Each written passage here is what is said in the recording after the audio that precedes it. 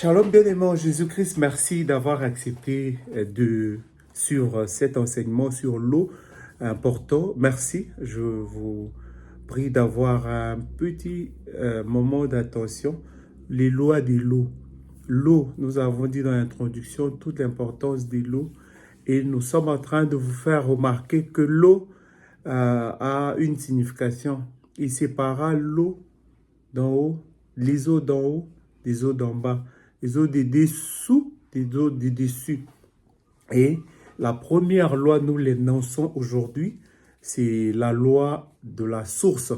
La loi de la source, c'est l'une des lois de l'eau. La source, toute eau a une source. La Bible dit, Genèse 1, 7, Dieu sépara les eaux d'en haut, des eaux d'en bas.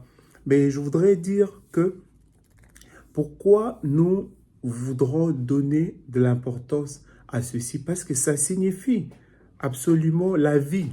Les eaux dont la Bible nous parle, ça signifie la vie parce que le Christ est l'eau de vie.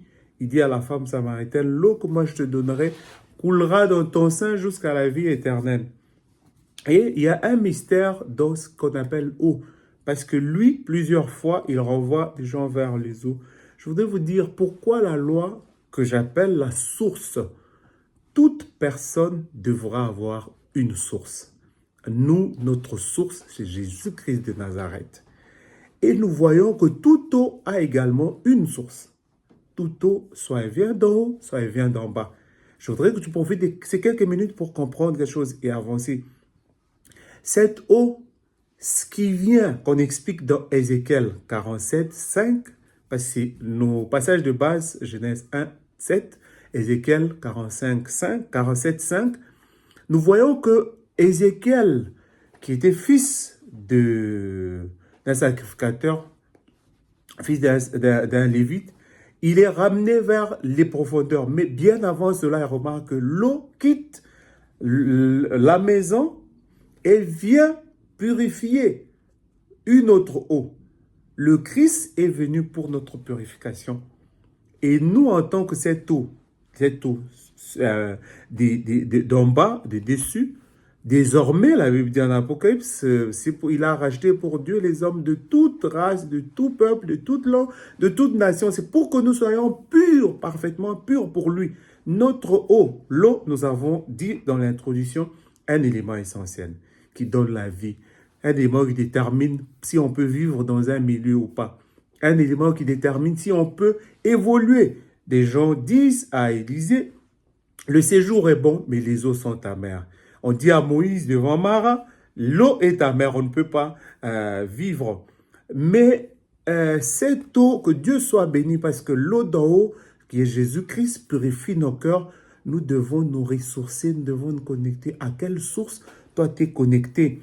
Parce que la Bible dit en Jean 15, 4, la Bible dit jusqu'à 6, la Bible dit, vous êtes des sarments, moi je suis le cep.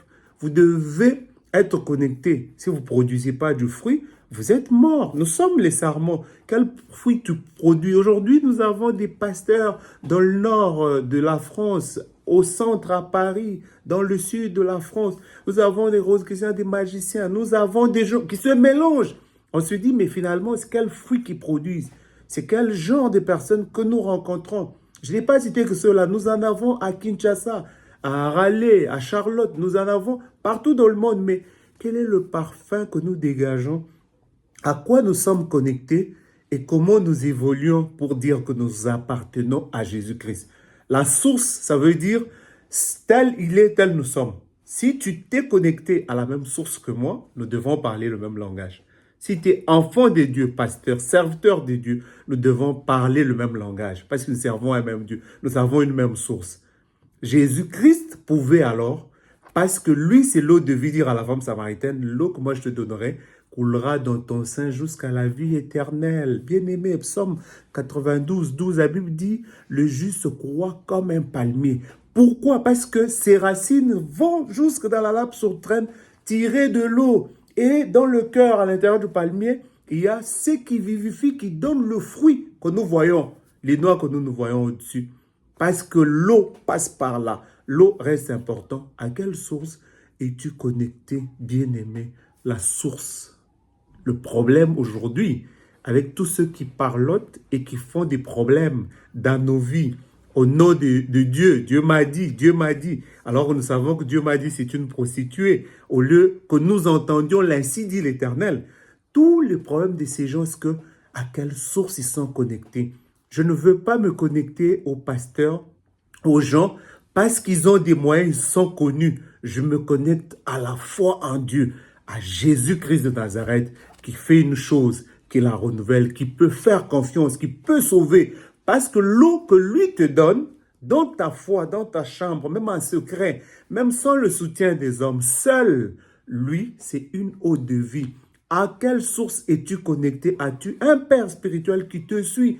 As-tu un encadreur qui te suit dans la foi chrétienne? As-tu des gens que tu honores, qui connaissent en profondeur la voix de Dieu? Est-ce que tu lis la Bible, la parole de Dieu qui est l'eau de vie, qui peut faire jaillir en toi des sources justes dans la vie éternelle? Est-ce que tu crains Dieu? Est-ce que tu pries? Es-tu connecté à la source qui est Jésus-Christ de Nazareth? C'est le principe de l'eau, le premier principe. L'eau doit être connectée à une source pour être régénérée. Soyez bénis au nom de Jésus-Christ.